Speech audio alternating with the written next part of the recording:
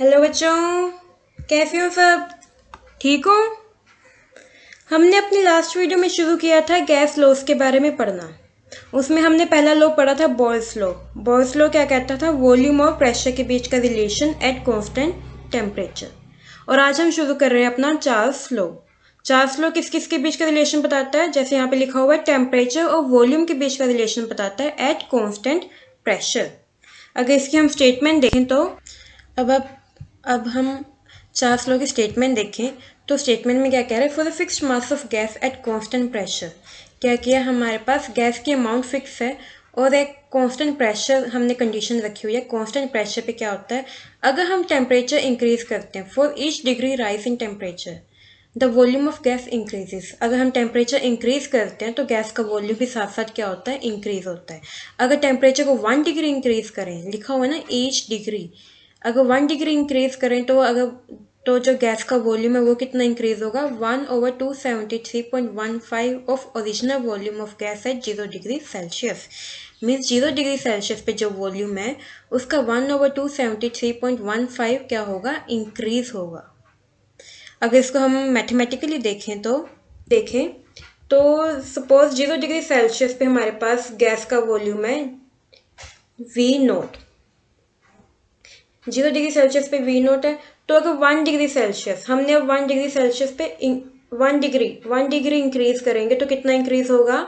V0 के साथ साथ V0 plus 1/273.15 into V0। Means अगर हम 1 डिग्री इंक्रीज करेंगे तो हमारे पास इतना वॉल्यूम इंक्रीज होगा। V0 तो था ही, उसमें कितना इंक्रीज हुआ? 1/273.15 इंटू V0। अगर 2 डिग्री सेल्सियस करें तो हमारे पास कितना इंक्रीज हो गया? अब 2/273.15 इंटू V0। ठीक है। अगर T डिग्री सेल्सियस एक जनरल टेम्परेचर पे देखें हम वॉल्यूम ऑफ गैस, तो हमारे पास VT वॉल्यूम ऑफ गैस कितना आता है at T degree Celsius? V0 प्लस T/273.15 मल्टीप्लाई V0। ये हमारे पास एक जनरल टेम्परेचर, कोई भी टेम्परेचर लिया उसके लिए इक्वेशन बन गई। अगर इस इक्वेशन को हम फर्दर सोल्व करें, V0 को हम कॉमन लें तो हमारे पास क्या आ गया? 1 प्लस T/273.15 ब्रैकेट के अंदर एलसीएम लिया, हमारे पास आ गया VT is equal to V0 bracket के अंदर 273.15 प्लस T/273.15। हमारे पास ये इक्वेशन आ गई है at general temperature T degree Celsius. ठीक है। अब इसका अगर हम ग्राफ देखें तो हमने क्या क्या बता रहा है ये? जैसे जैसे हमारे पास टेम्परेचर इंक्रीज होता है हमारे पास क्या होता है? वॉल्यूम भी इंक्रीज होता है। तो ये टेम्परेचर वॉल्यूम के बीच का ग्राफ है। इसमें अगर जैसे जैसे हमारे पास वॉल्यूम इंक्रीज हुआ वैसे वैसे क्या हुआ? Temperature increase. जैसे देखो यहाँ पे अब हमारे पास वॉल्यूम इंक्रीज हुआ और साथ ही साथ टेम्परेचर इंक्रीज, और ये ऐसे कह सकते हैं कि टेम्परेचर इंक्रीज होने के साथ साथ क्या हुआ? हमारे पास वॉल्यूम इंक्रीज हुआ है। ठीक है, आगे बढ़े। तो हमने बात की थी कि 0 डिग्री सेल्सियस पे हमने अपना V0 सपोज किया था। अभी तक हम बात कर रहे थे कि टेम्परेचर जब इंक्रीज होता है तो वॉल्यूम भी हमारे पास क्या होता है? इंक्रीज होता है। लेकिन अब देखते हैं अगर टेम्परेचर डिक्रीज होता है तो वॉल्यूम पे क्या इफेक्ट पड़ता है, ये हम ग्राफिकली देखेंगे। तो 0 डिग्री सेल्सियस से -1 डिग्री सेल्सियस पे गए। अब हमने 1 डिग्री डिक्रीज कर दिया, टेम्परेचर डिक्रीज करेंगे तो हमारे पास यहाँ पे V0 माइनस आएगा, पहले प्लस आता था अब minus 1/273.15 multiply V0। Means 1/273.15 of original volume क्या हो रहा है? हमारे पास डिक्रीज हो रहा है। ठीक है ना। और अगर हम अपने जर्नल उस पर देखें 273.15 डिग्री सेल्सियस पे देखें तो हमारे पास यहाँ पे क्या आएगा? V0 minus 273.15 over 273.15 multiply V0। यहाँ से 273.15 कैंसिल आउट हो गए, V0 minus V0 is equal to 0। ये क्या कह रहा है कि -273.15 डिग्री सेल्सियस। अगर हम 0 डिग्री से -273.15 डिग्री सेल्सियस तक कम कर दें टेम्परेचर को, तो ये कह रहा है कि वॉल्यूम ऑफ गैस 0 हो जाएगा। और अगर किसी चीज़ का वॉल्यूम 0 हो जाए तो मीन्स वो चीज़ एग्जिस्ट कर ही नहीं सकती, वो एक इमेजिनरी चीज़ हो जाती है। ठीक है ना। तो पहली बात तो अगर 0 डिग्री सेल्सियस के आसपास ही, और अगर माइनस में जाए -2-3 डिग्री सेल्सियस तक, क्या होता है हमारे पास जो गैस है वो लिक्विड स्टेट में कन्वर्ट होनी शुरू हो जाती है। और यहाँ इतने -273.15 डिग्री सेल्सियस तक तो अभी कोई पहुंच ही नहीं पाया है टेम्परेचर, सॉरी इस टेम्परेचर तक अभी अभी हमने स्टडी ही नहीं की है। ये सिर्फ एक मैथमेटिकली हमारे पास डिराइव हुआ है कि अगर हम इतना टेम्परेचर लें तो वॉल्यूम जीरो हो जाएगा। ये एक इमेजिनरी है अभी। ऐसा अगर किसी चीज़ का वॉल्यूम जीरो हो जाए फिर तो वो इस यूनिवर्स में चीज़ एग्जिस्ट कर ही नहीं सकती, ठीक है ना। तो यहाँ पे क्या हो रहा है, टेम्परेचर डिक्रीज होने के साथ साथ क्या हो रहा है, हमारे पास वॉल्यूम डिक्रीज हो रहा है। और अगर हम टेम्परेचर हमारा नेगेटिव में चलना शुरू हो जाए और जाता जाता क्या होगा, ये -273.15 डिग्री सेल्सियस पे क्या होगा, वॉल्यूम जीरो हो जाएगा हमारे पास। क्लियर हो गया।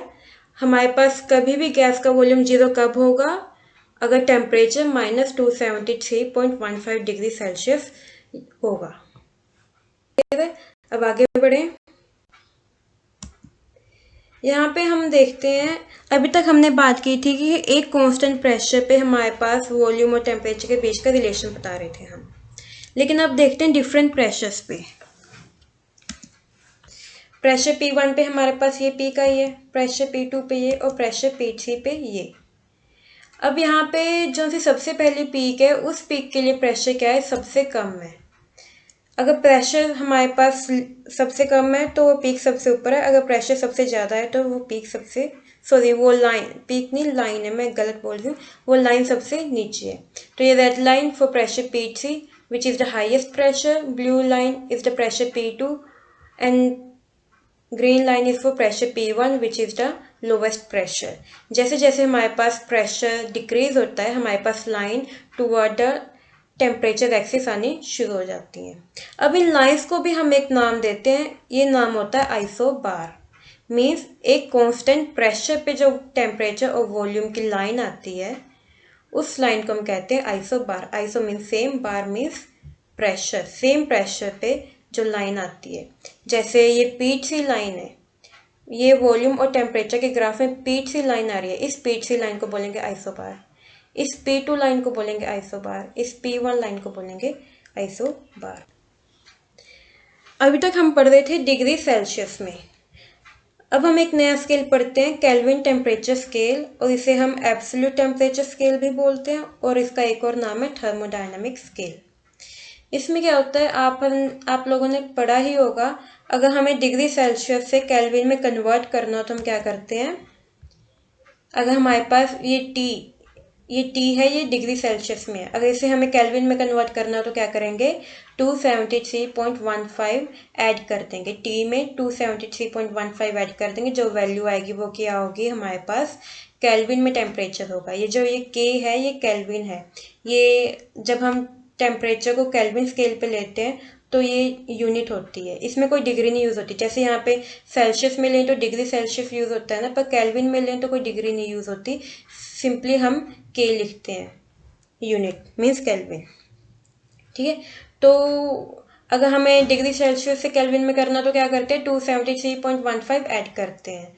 अगर हमारे पास 0 डिग्री सेल्सियस है टेम्परेचर तो कितना है, मतलब केल्विन में कितना होगा, 273.15। और अगर 100 डिग्री सेल्सियस टेम्परेचर है तो केल्विन में कन्वर्ट करेंगे तो कितना होगा, 273.15 प्लस 100 कितना आ गया, 373.15 केल्विन। और अगर हम माइनस में लें, -273.15 डिग्री सेल्सियस, ये याद है अभी हमने पढ़ा था, ये इस टेम्परेचर पे क्या होता है, हमारे पास क्या होता है, वॉल्यूम क्या होता है, जीरो हो जाता है। मीन्स चीज़ कोई एग्जिस्ट करती ही नहीं है अगर वॉल्यूम जीरो हो जाए। तो अगर इसको हम केल्विन स्केल में देखें तो हमारे पास कितना आता है, 273.15, और ये माइनस था इसलिए -273.15 कितना आ गया, 0 केल्विन। अगर केल्विन स्केल लें मीन्स जहाँ से हमारे पास 273.15 डिग्री सेल्सियस आता है और केल्विन स्केल का वहाँ पे 0 आता है, मीन्स केल्विन स्केल हमारे पास यहाँ इतने से शुरू होता है आगे तक जाता है, ठीक है। तो अब ये 0 आ गए, इस 0 को हम एक और नाम देते हैं absolute 0, means the lowest hypothetical and imaginary temperature at which gases are supposed to occupy zero volume is called absolute zero। Means कि ये लोवेस्ट टेम्परेचर है इस टेम्परेचर तक आज तक हम पहुंच नहीं पाए, इसलिए हमारे लिए एक हाइपोथेटिकल और इमेजिनरी टेम्परेचर ही है अभी तक। इस टेम्परेचर पे कहते हैं कि गैसेस क्या करती हैं, उनका वॉल्यूम 0 हो जाता है। जैसे हमने अभी अपने लास्ट ग्राफ में देखा ही था, अगर हम 273.15 डिग्री सेल्सियस तक टेम्परेचर कम करें तो वॉल्यूम कितना हो जाता है, 0। मीन्स 0 केल्विन टेम्परेचर पे वॉल्यूम कितना होगा गैस का, 0 होगा, ऐसा माना जाता है। अभी तक किसी ने देखा नहीं, ऐसा माना जाता है, मैथमेटिकली ऐसा माना जाता है। ठीक है, तो उस टेम्परेचर को जहाँ पे गैस का 0 हो जाता है, उस टेम्परेचर को हम क्या नाम देते हैं, absolute 0। Means 0 kelvin is called absolute 0। तो अब देखें, हमारे पास इक्वेशन आई थी स्टार्टिंग में, v t is equal to v naught into 273.15 plus t over 273.15। अब ये तो था हमारे पास डिग्री सेल्सियस में जब हम बात कर रहे थे। अभी हमने पढ़ा केल्विन स्केल के बारे में। तो अगर 273.15 प्लस टी है तो इसको केल्विन स्केल में क्या लिखेंगे हम, कैपिटल टी से डिनोट कर देंगे। ठीक है, और जो ये अब यहाँ पे देखो, ये 273.15 ये कांस्टेंट वैल्यू है, और वी नॉट ये भी एक कांस्टेंट वैल्यू है, क्योंकि 0 डिग्री सेल्सियस पे वैल्यू कांस्टेंट ही रहेगी, गैस का वॉल्यूम चेंज तो नहीं होगा 0 डिग्री सेल्सियस पे। तो वी नॉट और 273.15 वैल्यू कांस्टेंट है, तो यहाँ पे हमारे पास क्या आ गया, v t is directly proportional to capital t. Means volume is directly proportional to temperature, और इन जनरल लें तो टी हटा दिया, V is directly proportional to T। Means जैसे जैसे टेम्परेचर को इंक्रीज करेंगे वॉल्यूम भी क्या होता जाएगा, हमारे पास इंक्रीज होता जाएगा। और अगर प्रोपोर्शनलिटी कांस्टेंट को हटाएं तो V is equal to k T. यहाँ से हमारे पास चार्ल्स लॉ की एक और स्टेटमेंट आती है, जो अब तक आपको समझ ही आ गया होगा उस स्टेटमेंट का, कि at constant pressure volume of given mass of gas, given mass means gas के अमाउंट को कांस्टेंट रखा हुआ है और साथ ही साथ प्रेशर को भी कांस्टेंट रखा हुआ है। Volume of given mass of gas is directly proportional to इस टेम्परेचर इन केल्विन। ये टी है जो ये टेम्परेचर इन केल्विन है, केल्विन स्केल के हिसाब से है ये टेम्परेचर। ठीक है ना, मीन्स कि जो वॉल्यूम है वो टेम्परेचर के डायरेक्टली प्रोपोर्शनल है। जैसे जैसे टेम्परेचर इंक्रीज करेगा वॉल्यूम इंक्रीज करेगा, अगर टेम्परेचर डिक्रीज करेगा तो वॉल्यूम क्या करेगा, डिक्रीज करेगा। अगर इसको फर्दर सोल्व करें, v is equals to k t को, तो हमारे पास आता है v over t is equals to k at constant pressure. ये कंडीशन याद रखना कि प्रेशर हम हमेशा चार्ल्स लॉ में प्रेशर कांस्टेंट रहता है। ठीक है ना, और यहाँ पे के क्या है हमारे पास, प्रोपोर्शनलिटी कांस्टेंट। इसकी वैल्यू किस पे डिपेंड करती है, प्रेशर ऑफ गैस, गैस की अमाउंट, और हम वॉल्यूम किस यूनिट में ले रहे हैं, हम लीटर में ले रहे हैं, मिलीलीटर में ले रहे हैं, किस में ले रहे हैं। ठीक है ना, तो आगे अब देखो, जैसे यहाँ पे इस सिस्टम में हमने यहाँ पे गैस ली हुई है, गैस का वॉल्यूम कितना है, V1। हमारे पास ये 20-30 के मिड का 25 मान लेते हैं, 25 टेम्परेचर पे हमारे पास गैस का वॉल्यूम कितना है, V1। और अगर हम यहाँ पे टेम्परेचर इंक्रीज करें, जैसे जैसे टेम्परेचर इंक्रीज हो रहा है, दोबारा देखिए, जैसे जैसे हमारे पास यहाँ पे टेम्परेचर इंक्रीज हो रहा है, गैस का वॉल्यूम भी क्या हो रहा है, इंक्रीज हो रहा है। ठीक है, तो यहाँ से हम निकाल सकते हैं कि हमने अपने लास्ट में पढ़ा था v over t is equals to k, क्या था, एक कांस्टेंट था। तो मीन्स अगर हम v1 ओवर t1 लेंगे तो वो किसी कांस्टेंट के इक्वल होगा, और अगर v2 ओवर t2 लेंगे तो वो भी उसी कांस्टेंट के इक्वल होगा। Means v1 over t1 is equals to v2 over t2। ये इक्वेशन याद रखना, इस इक्वेशन को लेके आपके पास न्यूमेरिकल्स आते हैं इस लॉ के रिलेटेड। ठीक है, तो बस यही था हमारे पास चार्ल्स लॉ। अगर लास्ट में इसे मैं कंक्लूड करूँ तो चार्ल्स लॉ हमारे पास क्या था, कि at constant pressure and with fixed amount of gas, as the temperature increases volume increases, और as the temperature decreases volume also decreases.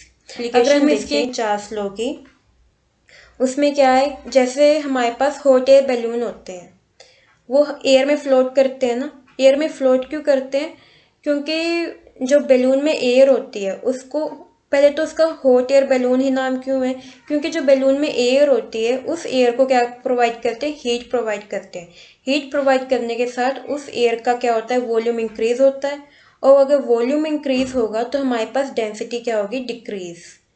Density decrease होगी तो जो बैलून के अंदर एयर होती है उसकी डेंसिटी कम हो जाती है as compare to surrounding air, जिसके कारण क्या होता है वो बैलून के अंदर जो हवा होती है वो हल्की हो जाती है और इसलिए बैलून एयर में फ्लोट करता है। तो ये थी एप्लीकेशन चार्ल्स लॉ की। और भी बहुत सी एप्लीकेशन है, मीन्स उसमें क्या होता है, अगर हमारे पास कोई एक बॉल है उसके अंदर हमने एयर भरी हुई है, अगर वो बॉल हम एक कूल टेम्परेचर में रख दें, एक कूल सराउंडिंग में रख दें, तो क्या होगा, वो बॉल क्या होगी, श्रिंक होनी शुरू हो जाएगी। लेकिन अगर उसी बॉल को हम एक वार्म टेम्परेचर या हॉट सराउंडिंग में रख दें तो वो क्या होगी, वो बॉल स्वेल करनी शुरू हो जाएगी, क्योंकि वहाँ पे क्या होगा, वो एयर क्या हो गया, वो ज़्यादा वॉल्यूम ऑक्यूपाई करने की कोशिश करेगी, क्योंकि टेम्परेचर इंक्रीज होगा तो वॉल्यूम जो बॉल के अंदर एयर होगी उसका भी क्या होगा, वॉल्यूम इंक्रीज होगा। So that's all for today बच्चों। थैंक यू बच्चों।